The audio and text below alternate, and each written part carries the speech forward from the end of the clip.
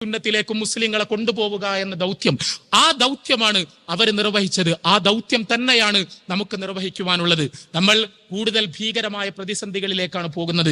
നമ്മുടെ കാലം കുഴഞ്ഞു മറിഞ്ഞുകൊണ്ടിരിക്കുകയാണ്. നമ്മൾ 100 കൊല്ലത്തിന് ശേഷം നോക്കുമ്പോൾ അന്ന് കേരള ജംഇയ്യത്തുൽ ഉലമയുടെ സാരഥികൾ അഭിമുഖീകരിച്ച ഒരു സാമൂഹിക സാഹചര്യമല്ല നമ്മുടെ സാമൂഹിക സാഹചര്യം.